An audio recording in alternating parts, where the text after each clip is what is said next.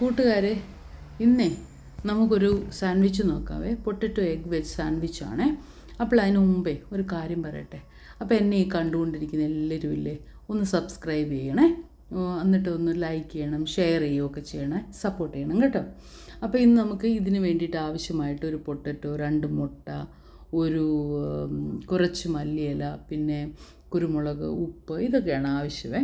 എന്നിട്ട് നമ്മൾ പൊട്ടറ്റോ എടുത്തിട്ടില്ലേ, അതിൻ്റെ തൊലിയെല്ലാം ഒന്ന് കളയണം. നല്ലപോലെ തൊലിയെല്ലാം കളഞ്ഞതിന് ശേഷം ഗ്രേറ്റർ എടുത്തിട്ട് അതിൻ്റെ ചെറിയ തുളകളുള്ള സ്ഥലമില്ലേ, ആ സ്ഥലത്ത് വെച്ചിട്ട് നന്നായിട്ട് ഇതിന് ഗ്രേറ്റ് ചെയ്യണം. ഗ്രേറ്റ് ചെയ്തിട്ട് അതിൻ്റെ വെള്ളം പിഴിഞ്ഞ് കളഞ്ഞിട്ട് നല്ല വിറവിറാന്നിരിക്കുന്ന, ഈ കാണുന്ന പോലെ വിറവിറാന്നിരിക്കുന്ന രീതിയിലാവും. പക്ഷെ പിഴിഞ്ഞ വെള്ളം കളയണ്ട കേട്ടോ, അത് നമ്മുടെ മുഖത്തൊക്കെ തേക്കാമല്ലോ. പൊട്ടറ്റോയുടെ വെള്ളം നല്ലതല്ലേ സ്കിന്നിന്. എന്നിട്ട് നമ്മൾ ഈ പൊട്ടറ്റോയും മല്ലിയിലയും മുട്ടയും കുരുമുളക്, ഉപ്പ് തുടങ്ങിയ എല്ലാ സാധനവും കൂടെ ബൗളിലേക്ക് ഇട്ടിട്ട് നല്ലപോലെ ഒന്ന് ബീറ്റ് ചെയ്യുക, നല്ല മിക്സ് ചെയ്യുക. നല്ലതായി മിക്സ് ചെയ്തതിന് ശേഷം ഒരു പാൻ തീയെ വെക്കുക, ചൂടാക്കുമ്പോഴത്തേനും നമ്മളൊരു ചെറിയ അളവിൽ, അല്ലെങ്കിൽ സ്പൂണിനകത്ത് ചെറിയ അളവിൽ കോരി ഒഴിച്ച് വട്ടത്തിൽ ചൂടണേ. വട്ടത്തിൽ ചൂടുമ്പോൾ പറഞ്ഞാൽ ഒത്തിരി കരിഞ്ഞു പോകാൻ നിൽക്കരുത്, കാരണം ഇത് കട്ടി കുറവായതുകൊണ്ട് നല്ല പെട്ടെന്ന് ആവുമേ. ഞാൻ ഒരു 5 എണ്ണം ഇവിടെ ഉണ്ടാക്കിയിട്ടുണ്ട്. അപ്പം നമുക്കൊരു 2 സാൻഡ്വിച്ച് ഉണ്ടാക്കാം.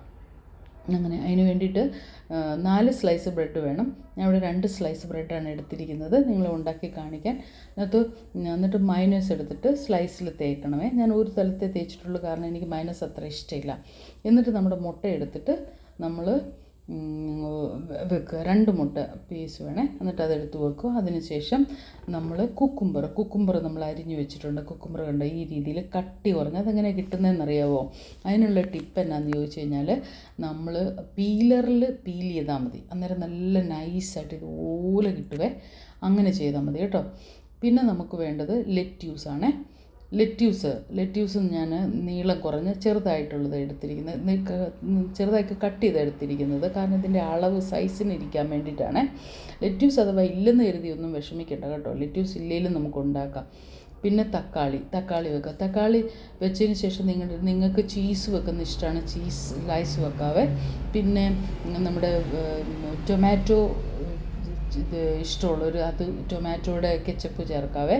എന്നിട്ട് ഈ ബ്രെഡിൻ്റെ 4 സൈഡ് കട്ട് ചെയ്ത് കളയണം. എന്നിട്ട് നടുവേ കട്ട് ചെയ്യുമ്പോൾ ഇതുപോലെ കിട്ടും, നല്ല ലെയറായിട്ട് കളർഫുള്ളായിട്ട് നല്ല രുചികരമായിട്ട് കിട്ടുവേ.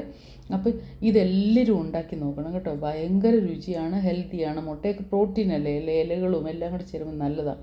രാവിലെയോ വൈകുന്നേരമോ എപ്പോൾ വേണമെങ്കിലും പിള്ളേർക്കും ഭയങ്കര ഇഷ്ടമാവും. അപ്പോൾ എല്ലാവരും ഉണ്ടാക്കി നോക്കണം. Thanks for watching. Take care. അടുത്ത വീഡിയോയിൽ കാണാമേ.